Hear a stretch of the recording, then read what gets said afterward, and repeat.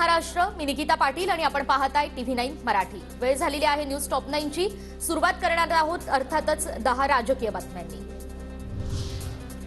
महाविकास आघाडीच्या जागा वाटपामध्ये वंचितला लोकसभेच्या 12 जागा द्या। काँग्रेस, शरद पवार गट, ठाकरे गट आणि वंचितमध्ये समान जागा वाटप व्हावं। वंचितची महाविकास आघाडीकडे समान जागा वाटपाची मागणी। जिंकेल त्याची जागा हे आमचं सूत्र, आमच्या जागेची ओढाताण नाही, संजय राऊत यांचा दावा। तर प्रकाश आंबेडकर यांची भूमिका देशाला दिशा देईल, संजय राऊत यांचा विश्वास। जिंकेल त्याची जागा हे आमचं सूत्र आहे। जिंकेल त्याची जागा हे आमचं सूत्र आहे। आमच्या आघाडीमध्ये कोणत्याही महाविकास आघाडीमध्ये जागेवरून ओढाताण नाही।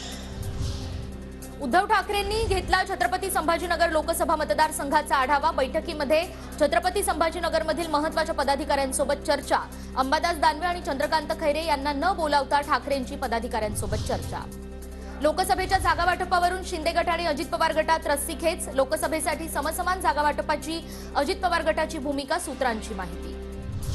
शिंदे गटाप्रमाणेच अजित पवार गटाला जागा मिळाव्यात, छगन भुजबळांची प्रतिक्रिया। समसमान जागा वाटप व्हावं अशी आमची भूमिका, भुजबळांची मागणी। या जागांच्या वाटपामध्ये जे आहे त्यांनी त्यांचं मत मांडलेलं आहे आणि जवळपास जेवढे शिंदे गटाचे आमदार आलेले आहेत तेवढे जवळपास अजितदादा पवार गटाचे सुद्धा आमचे सुद्धा आमदार आलेले आहेत। जागा वाटपाबाबत माध्यमांमधून चर्चा करणं योग्य नाही, आमचे आमदार तुमच्यापेक्षा जास्त आहेत, भुजबळांनी हे लक्षात ठेवावं। शंभूराज देसाईंचा भुजबळांवर पलटवार।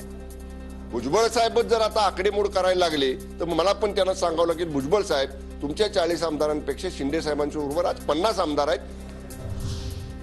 जागा वाटपासंदर्भात जानेवारीमध्ये अमित शहांसोबत चर्चा करणार, महायुती म्हणून एकत्र बैठकीमध्ये जागा वाटपावर चर्चा होणार, सुनील तटकरे यांची माहिती। केंद्रीय गृहमंत्री अमित शहांच्या हाती लोकसभेची सूत्र। प्रत्येक मतदारसंघामध्ये 4 ते 5 जागांचं क्लस्टर करून एक प्रभारी देणार। प्रत्येक क्लस्टरमध्ये मोदी, शहा आणि राजनाथ सिंग दौरे करणार। अजित पवार, नवाब मलिक आणि सुनील तटकरे यांच्यामध्ये 1 तास चर्चा। मतदारसंघातली कामं होत नसल्यानं भेट घेतल्याची माहिती। हिवाळी अधिवेशनातील गोंधळानंतर अजित पवार आणि नवाब मलिक यांची भेट।